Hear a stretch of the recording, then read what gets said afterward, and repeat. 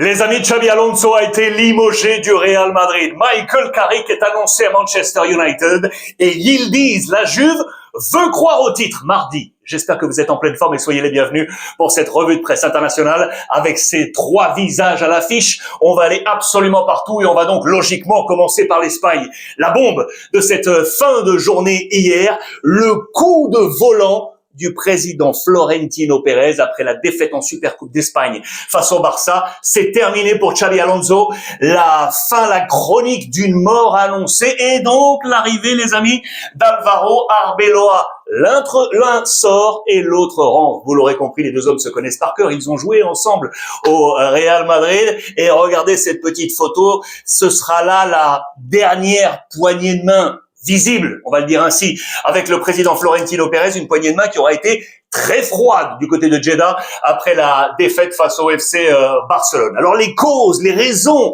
de cet échec sont évoquées notamment dans les colonnes de Marca. La principale cause de cette rupture serait notamment sur le mercato. Souvenez-vous, à l'été dernier, Xabi Alonso, lorsqu'il arrive, veut un maître à jouer, une boussole, un homme d'expérience. Toni Kroos était parti et Luka Modric était encore là. Sauf que le board du Real Madrid voulait se séparer, je mets tout ça au conditionnel, voulait se séparer de Luka Modric qui a pris la direction, vous le savez, de l'AC Milan, et Xabi Alonso avait ciblé un homme, Zubimendi, Real Sociedad, qui finalement sera parti du côté d'Arsenal. Le Real a pris Mastantuono, la jeune pépite de River Plate. Certes, du talent pour le futur, mais Xabi Alonso voulait du talent pour maintenant, de l'expérience. Mastantuono, les amis, c'est 60 millions d'euros. C'est quasiment la somme de Zubimendi. Voilà, là, qui a été un point déjà de rupture. Et puis ensuite, vous le savez, les affaires Vinicius, tout s'est enchaîné pour Xabi Alonso. On n'a jamais trouvé réellement la bonne mayonnaise. Et puis également, il y a eu ce point.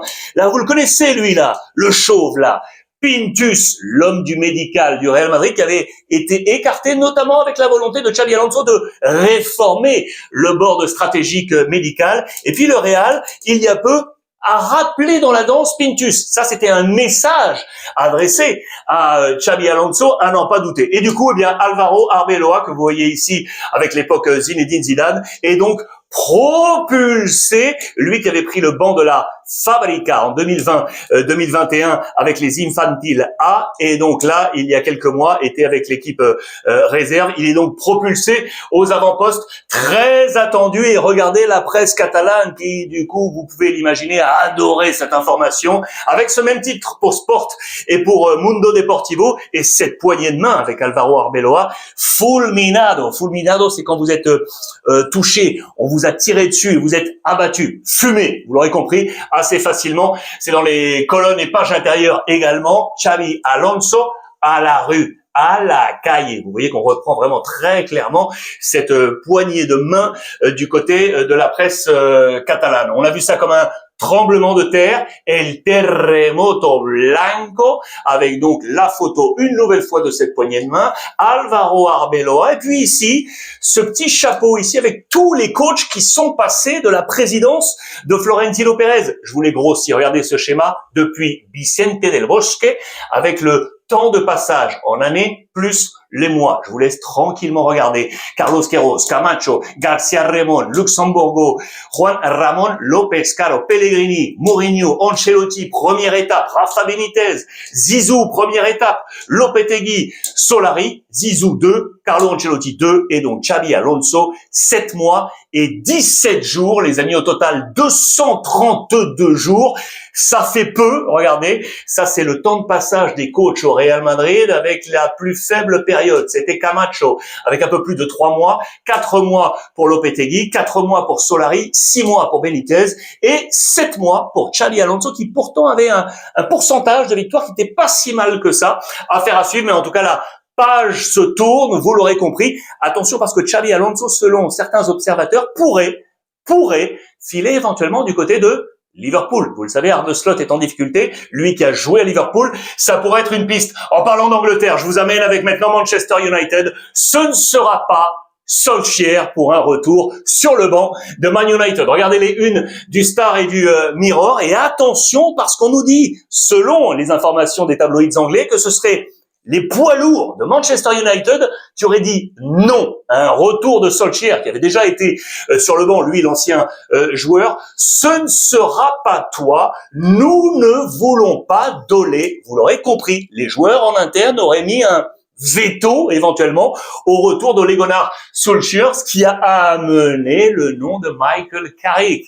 Et lui, ça aussi c'est intéressant parce que lui aussi était déjà passé sur le banc. Mission impossible 2, point d'interrogation, va-t-il réussir ce temps 2? Pourquoi temps 2, les amis? Il est là, regardez une nouvelle fois à la une, parce qu'il avait déjà pris les commandes. C'était novembre, décembre 2021 à la succession de Solskjaer, les amis. Il avait pris l'intérim déjà de ce même homme. Je vous rappelle que on est à la recherche de fondamentaux du côté de Manchester United. Voilà pourquoi on va chercher au cœur du sérail. Alors attention, Michael Carrick pourrait garder dans son staff Fletcher, celui qui est actuellement sur le banc, celui qui a pris les 2 matchs à la succession d'Amorim, il pourrait le garder dans son staff, tout comme un deuxième homme, c'est Jonathan Woodgate, l'ancien défenseur central qui était passé notamment du côté du Real Madrid. Les 2 hommes se sont connus à Middlesbrough. Eh bien, le staff serait là en train de se constituer. Michael Carrick, possible, homme fort, Manchester United. Et puis enfin, regardez également, je voulais vous montrer ça du côté de l'Angleterre, puisque Liverpool s'est qualifié pour la Cup avec une victoire 4-1 face à Barnsley, avec notamment Wirtz et Ekitike, plus un autre homme, c'est Szoboszlai,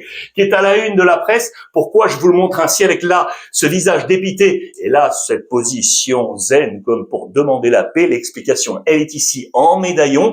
Il a marqué, mais il a également commis une grosse boulette avec une talonnade là dans sa surface de réparation qui a permis à l'adversaire de marquer le petit but de Barnsley.